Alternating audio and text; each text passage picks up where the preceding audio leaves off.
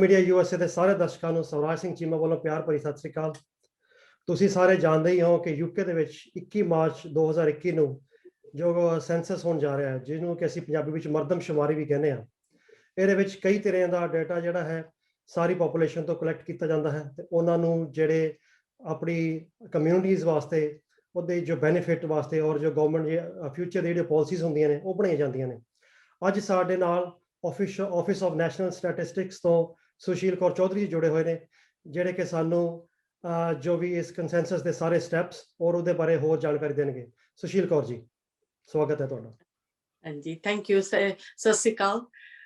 ਮੇਰਾ ਨਾਮ ਸੁਸ਼ੀਲ ਚੌਧਰੀ ਹੈ ਤੇ ਮੈਂ ONS office of national statistics ਨਾਲ as a community adviser for Indian community ਕੰਮ ਕਰ ਰਹੀ ਹਾਂ।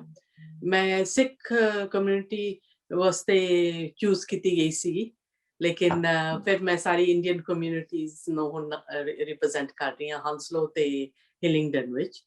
ਬਟ ਜਿਸ ਤਰ੍ਹਾਂ ਹੁਣ ਟਾਈਮ ਨੇੜੇ ਆਈ ਜਾ ਰਿਹਾ ਹੈ, ਹੁਣ ਦੂਸਰੇ ਬੋਰੋਜ਼ ਵਿੱਚ ਵੀ ਸਾਡੇ ਯੂਕੇ ਦੇ ਉਹਨਾਂ ਨੂੰ ਹੈਲਪ ਚਾਹੀਦੀ ਹੈ ਕਿ ਅਸੀਂ ਸਿੱਖ ਕਮਿਊਨਿਟੀ ਨੂੰ ਇੰਗੇਜ ਕਰੀਏ। ਸੋ ਅੱਜ ਮੈਂ ਕੋਰੀਡਨ ਗੁਰਦੁਆਰੇ ਨਾਲ ਗੱਲ ਕਰ ਰਹੀ ਹਾਂ। ਸਵਾਗਤ ਹੈ ਜੀ। ਮੇਰਾ ਪਹਿਲਾ ਸਵਾਲ ਹੈ ਜੀ ਕਿ ਜਿਹੜਾ ਸੈਂਸਸ ਹੋਣ ਜਾ ਰਿਹਾ ਹੈ, ਕੀ ਇਹ ਜ਼ਰੂਰੀ ਹੈ? ਕਿ ਸਾਰਿਆਂ ਨੂੰ ਭਰਨਾ ਜ਼ਰੂਰੀ ਹੈ ਕਿ ਤੁਸੀਂ ਛੱਡ ਸਕਦੇ ਹੋ ਜਾਂ ਇਗਨੋਰ ਕਰ ਸਕਦੇ ਹੋ? ਨਹੀਂ, ਇਹ ਮੈਂਡੇਟਰੀ ਹੈ। ਜਿਹੜੇ ਵੀ ਬੰਦੇ ਯੂਕੇ ਵਿੱਚ ਰਹਿ ਰਹੇ 21 ਮਾਰਚ ਨੂੰ ਸਾਰਿਆਂ ਨੂੰ ਪੜ੍ਹਨਾ ਹੈ। the reason ਹੈ ਕਿ ਜਦੋਂ ਤੁਸੀਂ ਇੱਥੇ ਰਹਿੰਦੇ ਹੋ, ਤੁਹਾਨੂੰ ਆਪਣਾ ਡੇਟਾ ਕਿ ਕਿੰਨੇ ਬੰਦੇ ਨੇ ਤੁਹਾਡੇ ਘਰ ਵਿੱਚ, ਤੁਸੀਂ ਕਿਹੜੀ ਲੈਂਗੁਏਜ ਬੋਲਦੇ ਹੋ, ਸਾਰਾ ਕੁਝ ਤੁਹਾਨੂੰ ਦੇਣਾ ਹੈ। ਤੇ ਇਹ ਬਹੁਤ ਜ਼ਰੂਰੀ ਹੈ ਕਿ ਤੁਸੀਂ ਦਿਓ। ਅਗਰ ਨਹੀਂ ਫਿਲ ਕਰੋਗੇ ਫਿਰ ਤੁਹਾਨੂੰ ਫਾਈਨ ਵੀ ਹੋ ਸਕਦਾ ਹੈ ਜਾਂ ਕੋਰਟ ਲੈ ਕੇ ਜਾ ਸਕਦੇ ਹੋ। ਦੂਸਰਾ ਸਵਾਲ ਹੈ ਜੀ ਕਿ ਇਹ ਜੋ ਸੈਂਸਸ ਹੈ ਜਾਂ ਸਰਵੇ ਹੈ, ਕੀ ਇਹ 21 ਤਰੀਕ ਨੂੰ ਹੀ ਕਰਨਾ ਜਾਂ ਅੱਗੇ ਪਿੱਛੇ ਵੀ ਹੋ ਸਕਦਾ? ਅਗਰ ਮੈਂ ਬਿਜ਼ੀ ਹਾਂ, ਮੈਂ ਮਾਰਨਿੰਗ ਸ਼ਿਫਟ ਵੀ ਹਾਂ, ਮੈਂ ਨਾਈਟ ਸ਼ਿਫਟ, ਬੱਚਿਆਂ ਨੂੰ ਹੋ ਰਿਹਾ, ਮੇਰੇ ਕੋਲ ਟਾਈਮ ਹੀ ਨਹੀਂ ਬਚਿਆ, ਇਹਦਾ ਕੋਈ ਟਾਈਮ ਸਕੇਲ ਹੈ ਜਾਂ ਅੱਗੇ ਪਿੱਛੇ ਹੋ ਸਕਦਾ ਜੀ? ਨਹੀਂ, ਤੁਸੀਂ ਨੈਕਸਟ ਵੀਕ ਤੋਂ ਸਾਰੇ ਹਾਊਸ ਹੋਲਡਸ ਨੂੰ ਐਕਸੈਸ ਕੋਡਸ ਆਉਣਗੇ, ਕਿਉਂਕਿ ਇਹ ਫਸਟ ਟਾਈਮ ਡਿਜੀਟਲ ਫਸਟ ਹੈ। ਤੇ ਤੁਹਾਨੂੰ ਜਦੋਂ ਐਕਸੈਸ ਕੋਡਸ ਮਿਲਣਗੇ ਤੁਸੀਂ ਸ਼ੁਰੂ ਕਰ ਸਕਦੇ ਹੋ ਅਪਲਾਈ ਕਰਨਾ, ਮੀਨਸ ਫਿਲ ਕਰਨਾ। ਤੇ ਬਟ ਸਬਮਿਟ ਤੁਸੀਂ 21 ਮਾਰਚ ਨੂੰ ਕਰੋਗੇ। ਸੋ ਤੁਹਾਨੂੰ ਮੀਨਸ ਅਗਰ 1 ਮਾਰਚ ਨੂੰ ਐਕਸੈਸ ਕੋਡ ਆਉਂਦਾ ਹੈ, ਤੁਸੀਂ ਕਹਿੰਦੇ ਚਲੋ ਮੈਂ ਪੜ੍ਹਨਾ ਸ਼ੁਰੂ ਕਰ ਦੇਣਾ ਵਾ, ਕਿਉਂਕਿ ਕਾਫੀ ਲੰਬਾ ਫਾਰਮ ਹੈ। ਸੋ ਔਰ ਡਿਪੈਂਡਿੰਗ ਕਿ ਤੁਹਾਡੇ ਹਾਊਸ ਹੋਲਡ ਵਿੱਚ ਕਿੰਨੇ ਬੰਦੇ ਨੇ, ਤੁਸੀਂ ਸਾਰਿਆਂ ਦੀ ਇਨਫੋਰਮੇਸ਼ਨ ਪੜ੍ਹਨੀ ਹੈ। ਸੋ ਉਹ ਟਾਈਮ ਲਏਗਾ, ਅੱਧਾ ਘੰਟਾ, ਪੌਣਾ ਘੰਟਾ ਵੀ ਹੋ ਸਕਦਾ ਹੈ। ਸੋ ਤੁਸੀਂ ਸ਼ੁਰੂ ਕਰ ਸਕਦੇ ਹੋ ਵਿੱਚ, ਤੁਸੀਂ ਅਗਰ ਸਾਰਾ ਖਤਮ ਨਹੀਂ ਹੋਇਆ ਫਿਰ ਤੁਸੀਂ ਵਾਪਸ ਆ ਸਕਦੇ ਹੋ ਉਹਨੂੰ ਫਿਲ ਕਰਨ ਵਾਸਤੇ। ਸੋ ਬਟ ਬਾਈ 21 ਮਾਰਚ ਤੁਸੀਂ ਇਹ ਸਾਰਾ ਫਿਲ ਕਰਕੇ ਸਬਮਿਟ ਕਰਨਾ। ਦੂਸਰੀ ਗੱਲ ਹੈ ਜੀ, ਅਗਰ ਮੈਂ ਇਹਨੂੰ ਭਰਨਾ ਸ਼ੁਰੂ ਕਰ ਦਿੱਤਾ ਔਰ ਮੈਨੂੰ ਸਮਝ ਨਹੀਂ ਆਇਆ ਕੁਝ ਚੀਜ਼ਾਂ, ਕੀ ਮੈਂ ਖਾਲੀ ਛੱਡ ਕੇ, ਨਹੀਂ ਸਮਝ ਆਉਂਦੀ ਇਹਨੂੰ ਛੱਡ ਕੇ ਸਬਮਿਟ ਕਰ ਸਕਦਾ? ਨਹੀਂ, ਤੇ ਸਾਰੇ ਕੁਐਸਚਨਸ ਮੈਂਡੇਟਰੀ ਨੇ। ਤੁਸੀਂ ਉਹਨਾਂ ਨੂੰ ਤੁਸੀਂ ਅਗਰ ਜਦੋਂ ਸਬਮਿਟ ਕਰਨ ਜਾਓਗੇ ਉਹ ਤੁਹਾਨੂੰ ਹਾਈਲਾਈਟ ਕਰੇਗਾ ਕਿ ਤੁਸੀਂ ਇਹ ਕੁਐਸਚਨ ਨਹੀਂ ਪੜ੍ਹਿਆ। ਸੋ ਸਾਰੇ ਕੁਐਸਚਨਸ ਪੜ੍ਹਨੇ ਪਾਂਗੇ। ਔਰ ਅਗਰ ਕੋਈ ਤੁਹਾਨੂੰ ਕਨਫਿਊਜ਼ਨ ਹੈ ਤੇ ਹੈਲਪ ਲਾਈਨਸ ਅਵੇਲੇਬਲਸ ਨੇ, ਜਾਂ ਤੁਸੀਂ ਵੈਬਸਾਈਟ ਤੇ ਵੀ ਅਗਰ ਜਾਓ ਸੈਂਸਰ ਦੇ, ਉੱਥੇ ਕਾਫੀ ਇਨਫੋਰਮੇਸ਼ਨ ਹੈਗੀ ਹੈ ਕਿ ਤੁਹਾਨੂੰ ਜਿਹੜੀ ਵੀ ਕਨਫਿਊਜ਼ਨ ਹੈ ਤੁਸੀਂ ਉਹ ਦੇਖ ਸਕਦੇ ਹੋ। ਤੁਸੀਂ ਸ਼ੁਰੂ ਦੇ ਵਿੱਚ ਇੱਕ ਬੜੀ ਵਧੀਆ ਗੱਲ ਕੀਤੀ ਕਿ ਜਿਹੜੇ ਵੀ ਲੋਕ ਇੰਗਲੈਂਡ ਦੇ ਵਿੱਚ ਜਾਂ ਯੂਨਾਈਟਿਡ ਕਿੰਗਡਮ ਦੇ ਵਿੱਚ, ਜਿਹਦੇ ਵਿੱਚ ਇੰਗਲੈਂਡ, ਸਕਾਟਲੈਂਡ, ਆਇਰਲੈਂਡ ਇਹ ਸਾਰੇ ਔਰ ਵੇਲਸ ਆ ਜਾਂਦੇ ਨੇ, ਉਹਨਾਂ ਨੂੰ ਭਰਨਾ ਜ਼ਰੂਰੀ ਹੈ। ਜਦੋਂ ਤੁਸੀਂ ਕਿਹਾ ਕਿ ਸਾਰੇ ਬੰਦੇ ਜਿਹੜੇ ਰਹਿ ਰਹੇ ਨੇ, ਕਿ ਉਹਨਾਂ ਦੇ ਵਿੱਚ ਜਿਹੜੇ ਬੰਦੇ ਜਿਹੜੇ ਕੋ ਓਵਰਸਟੇ ਹੋ ਚੁੱਕੇ ਨੇ, ਕਿ ਡਿਊ ਟੂ ਆਪਣੇ ਪਰਸਨਲ ਸਰਕਮਸਟੈਂਸਿਸ ਕਰਕੇ, ਕਈ ਰੀਜ਼ਨ ਕਰਕੇ ਉਹਨਾਂ ਕੋਲ ਪੇਪਰ ਨਹੀਂ ਹੈ ਪਰ ਉਹ ਰਹਿ ਰਹੇ ਨੇ, ਕੀ ਉਹ ਵੀ ਭਰ ਸਕਦੇ ਨੇ ਜਾਂ ਉਹਨਾਂ ਨੂੰ ਵੀ ਭਰਨਾ ਜ਼ਰੂਰੀ ਹੈ?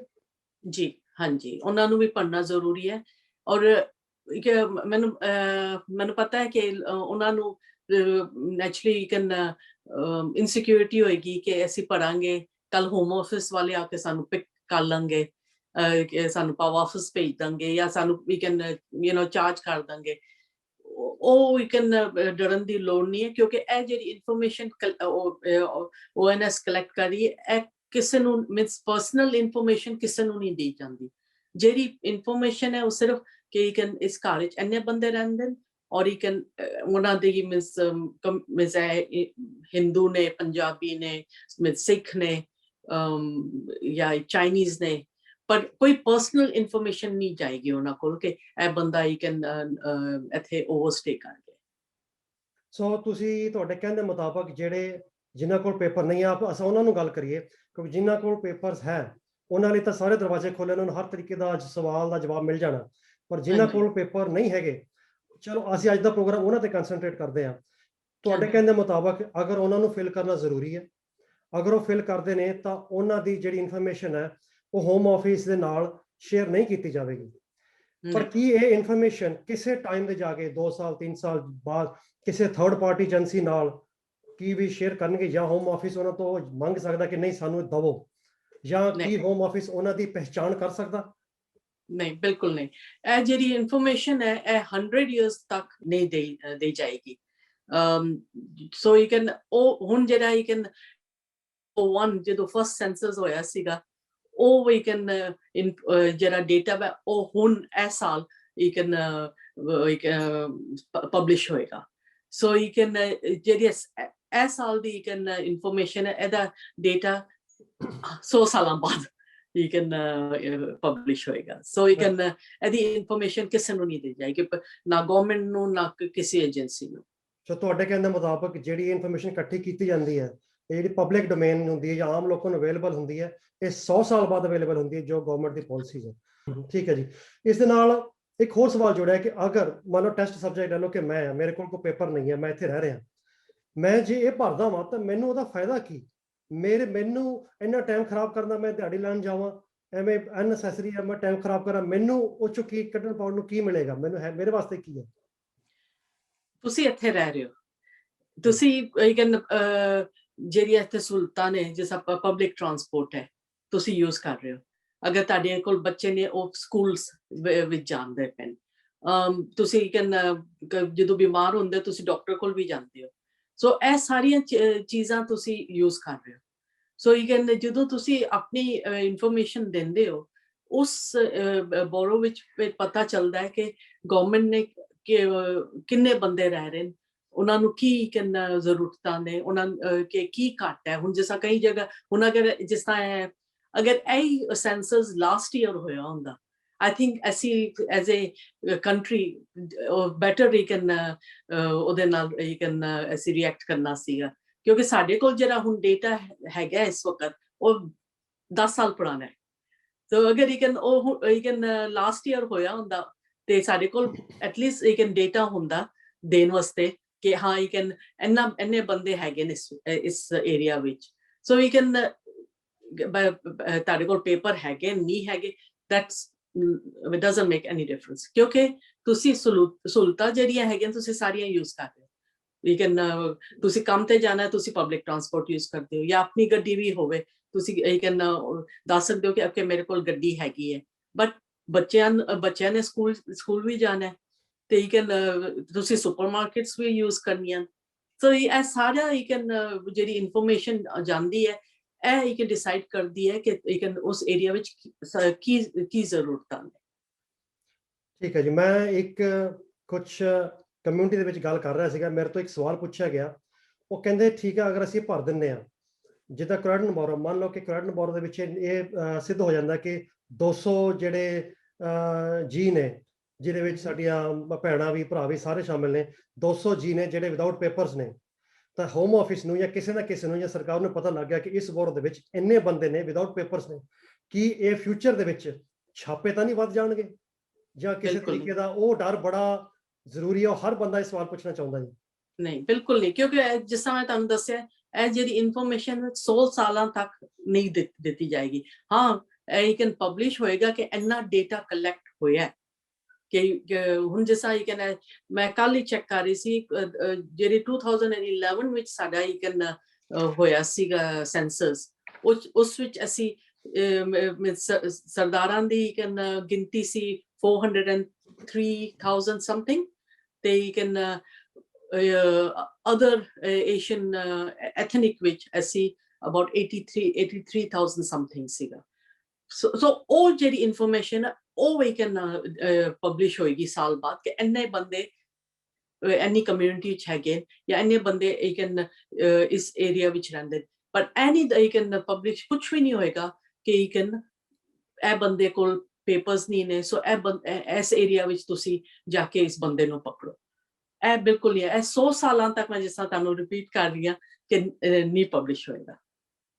ਸੋ ਤੁਹਾਡੇ ਕਹਿਣ ਦੇ ਮੁਤਾਬਕ ਕਿਤੇ ਨਾ ਕਿਤੇ ਜਿਨ੍ਹਾਂ ਲੋਕਾਂ ਕੋਲ ਪੇਪਰਸ ਦੀ ਕਮੀ ਹੈ, ਅਗਰ ਉਹ ਆਪਣਾ ਸਰਵੇ ਨੂੰ ਭਰਦੇ ਨੇ, ਇਹ ਦੱਸਦੇ ਨੇ ਕਿ ਇਸ ਬੋਰੋ ਦੇ ਵਿੱਚ ਜਾਂ ਪੂਰੇ ਅਗਰ ਯੂਕੇ ਦੇ ਵਿੱਚ ਗੱਲ ਕਰੀਏ ਕਿ ਇੰਨੇ ਬੰਦੇ ਨੇ ਜਿਨ੍ਹਾਂ ਕੋਲ ਪੇਪਰ ਨਹੀਂ ਹੈਗੇ, ਤਾਂ ਕਿਤੇ ਨਾ ਕਿਤੇ ਆਉਣ ਵਾਲੇ ਟਾਈਮ ਵਿੱਚ ਉਹਨਾਂ ਵਾਸਤੇ ਫਾਇਦਾ ਹੋਏਗਾ ਕਿ ਸਰਕਾਰ ਨੂੰ ਇਹ ਪਤਾ ਲੱਗੇਗਾ, ਨਾਟ ਇਸ ਏਸ਼ੀਅਨ ਕਮਿਊਨਿਟੀ ਜਾਂ ਇੰਡੀਅਨ ਕਮਿਊਨਿਟੀ, ਸਾਰੀ ਕਮਿਊਨਿਟੀਜ਼ ਨੇ, ਕੈਰੇਬੀਅਨ ਕਮਿਊਨਿਟੀ 'ਚ ਕਿਤੇ ਵੀ ਨੇ, ਉਹਨਾਂ ਨੂੰ ਇਹ ਪਤਾ ਲੱਗੇਗਾ ਕਿ ਇੰਨੇ ਬੰਦੇ ਨੇ ਵਿਦਆਊਟ ਪੇਪਰਸ ਨੇ, ਕਿ ਕੀ ਅਸੀਂ ਕੋਈ ਉਪਰਾਲਾ ਕਰਕੇ ਇਹਨਾਂ ਨੂੰ ਪੱਕੇ ਕਰਨਾ। ਜਿਹੜਾ ਸੁਣਿਆ ਜਾਂਦਾ ਕਿ ਇਟਲੀ ਦੇ ਵਿੱਚ ਪੱਕੇ ਕੀਤੇ ਗਏ, ਜਰਮਨ 'ਚ ਪੱਕੇ ਕੀਤੇ ਗਏ, ਉਹ ਲੌਂਗ ਰਨ ਦੇ ਵਿੱਚ ਉਹਨਾਂ ਨੂੰ ਕਿਸੇ ਨਾ ਕਿਸੇ ਤਰੀਕੇ ਨਾਲ ਫਾਇਦਾ ਹੋ ਸਕਦਾ। ਹਾਂਜੀ, ਉਹਨਾਂ ਨੂੰ ਨਹੀਂ ਪਤਾ ਕਿ ਪੇਪਰਸ ਹੈਗੇ, ਬਟ ਹੁਣ ਕਾਫੀ ਲੋਕ ਹੈਗੇ ਨੇ ਜਿਹੜੇ ਆਪਣੇ ਆਪ ਨੂੰ ਪੱਕਾ ਕਰਨ ਦੀ ਟਰਾਈ ਕਰ ਰਹੇ ਨੇ।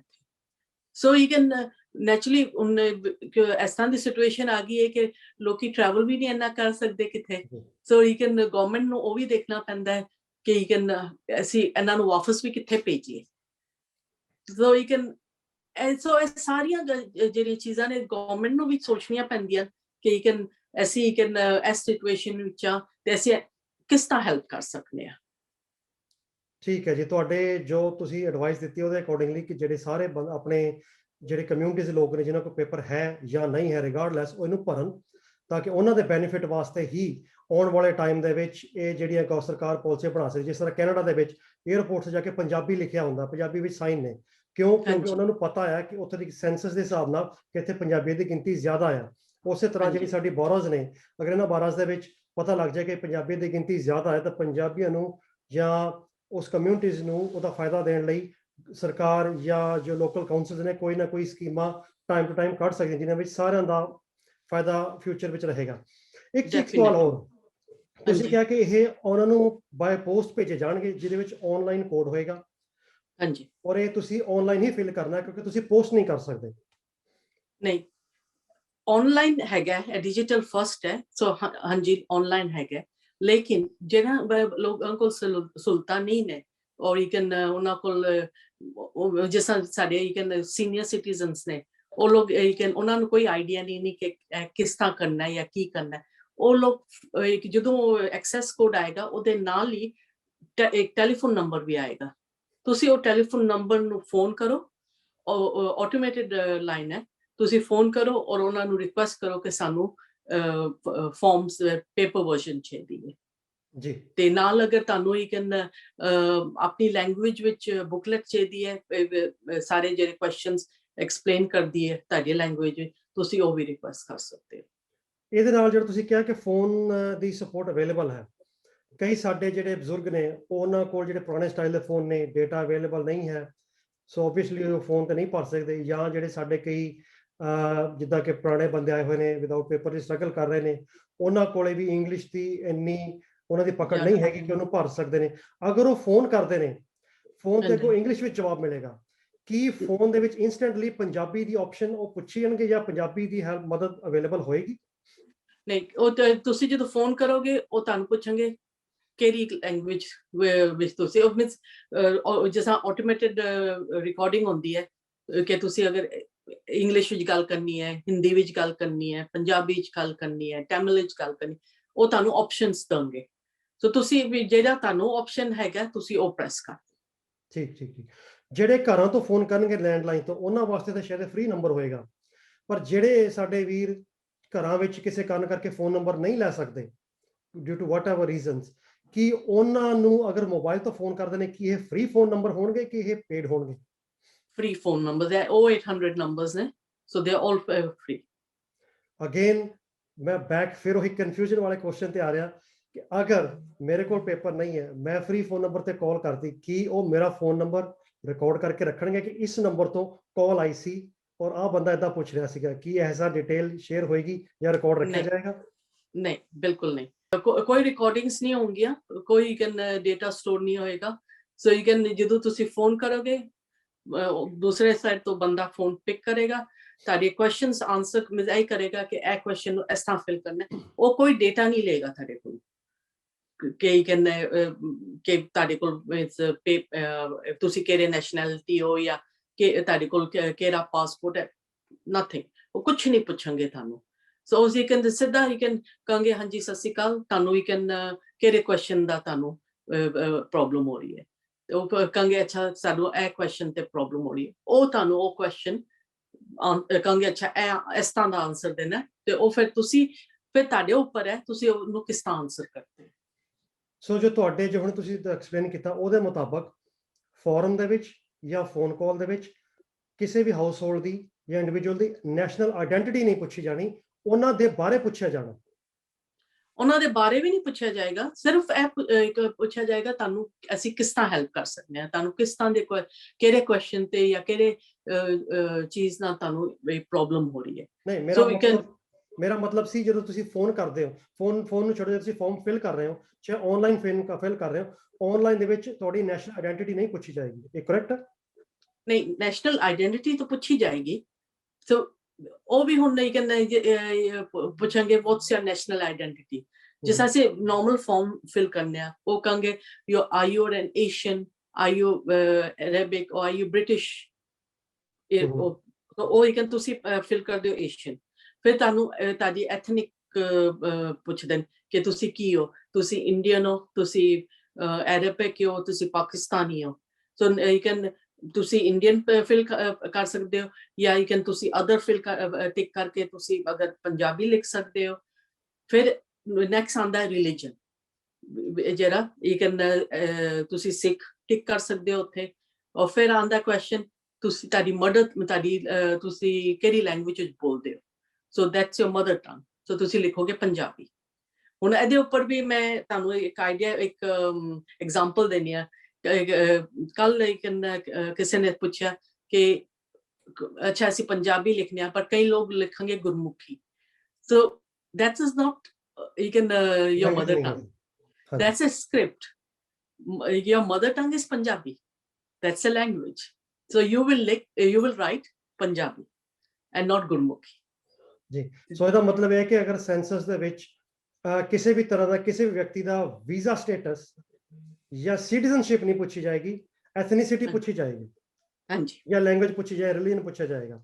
ਸੋ ਇਹਦਾ ਮਤਲਬ ਇਹ ਹੈ ਕਿ ਅਗਰ ਜਿੱਦਾਂ ਤੁਸੀਂ ਕਿਹਾ ਕਿ ਤੁਸੀਂ ਸਿੱਖ ਹੋ, ਪਹਿਲੀ ਗੱਲ ਠੀਕ ਹੈ, ਅਗਰ 100 ਸਿੱਖ ਹੈ ਤਾਂ ਇਹ ਹੋ ਸਕਦਾ ਕਿ 300 ਪੰਜਾਬੀ ਲੈਂਗੁਏਜ ਵਾਲੇ ਹੋਣ, ਕਿਉਂਕਿ ਸਿੱਖ ਵੀ ਪੰਜਾਬੀ ਬੋਲ ਰਹੇ ਨੇ, ਜੋ ਪੰਜਾਬੀ ਹਿੰਦੂ ਵੀਰ ਨੇ ਉਹ ਵੀ ਪੰਜਾਬੀ ਬੋਲ ਰਹੇ ਨੇ, ਜੋ ਸਾਡੇ ਲਹਿੰਦੇ ਚੜ੍ਹਦੇ ਪੰਜਾਬ ਨੂੰ ਅਗਰ ਕੰਬਾਈਨ ਕਰੀ, ਜੋ ਪਾਕਿਸਤਾਨ ਦੇ ਜੋ ਮੁਸਲਿਮ ਵੀਰ ਨੇ ਉਹ ਵੀ ਪੰਜਾਬੀ ਬੋਲਦੇ ਨੇ। ਸੋ ਪੰਜਾਬੀ ਬੋਲਣ ਵਾਲਿਆਂ ਦੀ ਜਿਹੜੀ ਗਿਣਤੀ ਹੈ ਉਹ ਸ਼ਾਇਦ ਕਾਫੀ ਉੱਪਰ ਹੋ ਜਾਏਗੀ, ਤਾਂ ਰਿਲੀਜਨ ਵਾਲਿਆਂ ਦੀ ਘੱਟ ਹੋਏਗੀ। ਇਹ ਕਾਫੀ ਗੁੱਡ ਓਪਰਚੁਨਿਟੀ ਹੈ ਸਾਡੀ ਕਮਿਊਨਿਟੀ ਨੂੰ ਜੋੜਨ ਵਾਸਤੇ ਔਰ ਜੋ ਫਿਊਚਰ ਦੀ ਪਲਾਨਸ ਬਣਾਉਣ ਵਾਸਤੇ।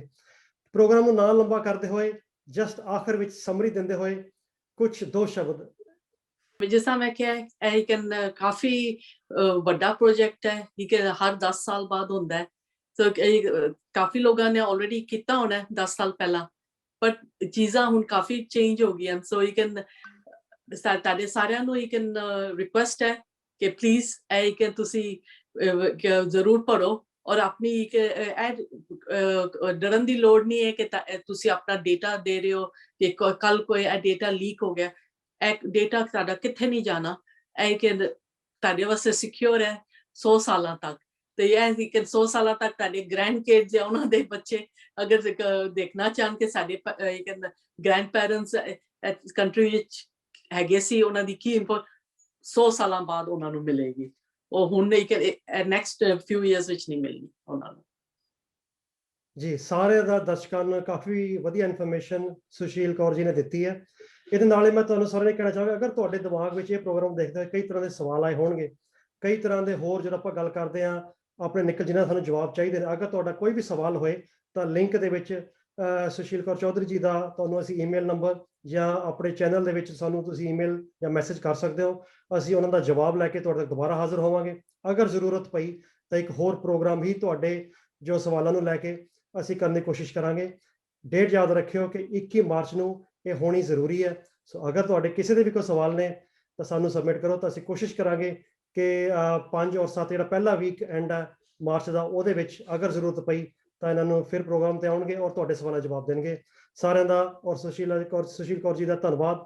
ਸਤਿ ਸ੍ਰੀ ਅਕਾਲ ਜੀ। ਸਤਿ ਸ਼੍ਰੀ ਅਕਾਲ।